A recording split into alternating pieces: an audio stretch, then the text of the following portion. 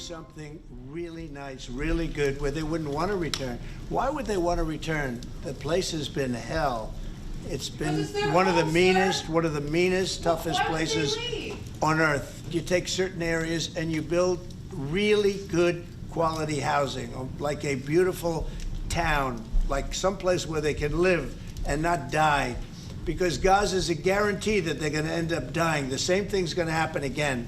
It's happened over and over again.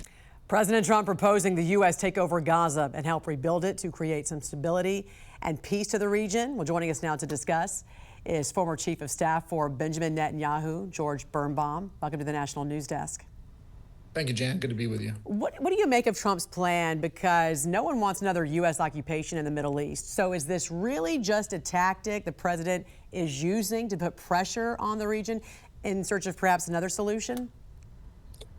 Well, it's certainly an out-of-the-box idea, and I don't think that the president meant boots on the ground. And when the word takeover could mean logistically take over or just with a vision take over Gaza. Listen, this is a problem that has existed ever since 1967. And it's a problem that wasn't an Israel-created problem or a Jewish-created problem. It was a problem created by the Arabs themselves after refusing the partition plan of the UN in 1947.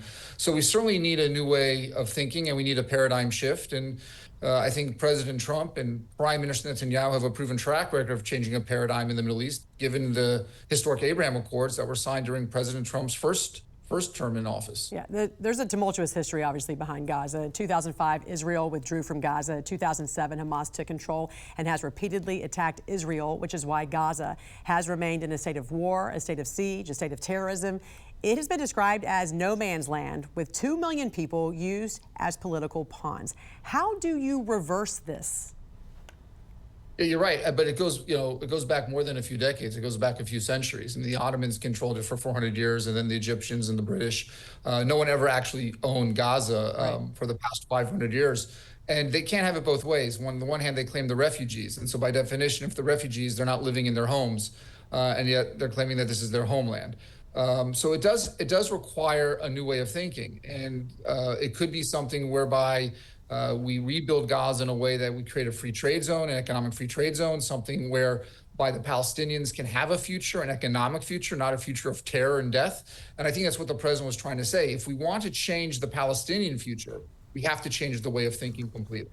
I want to read to you what the former Deputy Assistant Secretary of Defense for the Middle East said. Middle East negotiations, they often happen in public, and public posturing is kind of part of the process. This is not President Trump's messaging to the U.S. He is messaging to the Middle East that the paradigm has failed, and so we need new ideas. And you just mentioned it there. You talked about the strategic paradigm shift here. The King of Jordan is coming here to meet with the president very soon, which you say is very significant. Talk a little bit about this.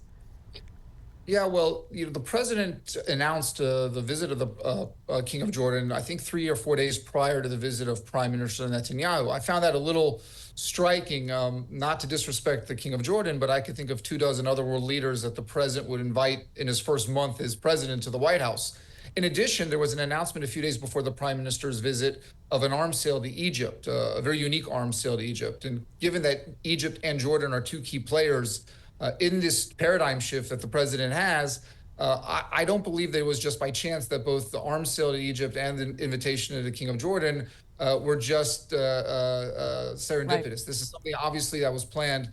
And the president clearly has an idea, and he's going to use the power of the presidency. But again, Jen, what it takes is a vision and a will. We saw that with the Abraham Accords. We were told for decades that Israel couldn't have peace with its Arab neighbors until we solved the Palestinian problem.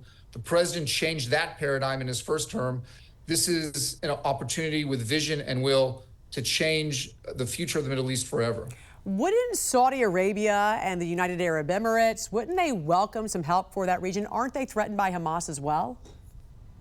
Certainly. The Abraham Accords have proven with the United Arab Emirates that strategic cooperation, economic cooperation is the key to peace. And Saudi Arabia, I believe, is very close to signing, let's call it Abraham Accords 2 with Israel. And certainly the Palestinian issue would play a big role in that. If we can solve that problem, really the only outstanding issue is the existential threat of Iran to the entire region.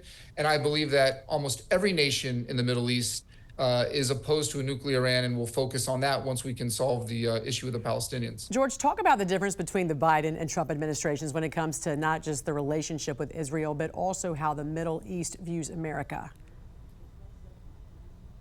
I wrote an op-ed a while back that basically said that you need crazy to solve the problems in the Middle East. And I learned the lesson from Netanyahu many years ago. And what he said was, having strength is not enough.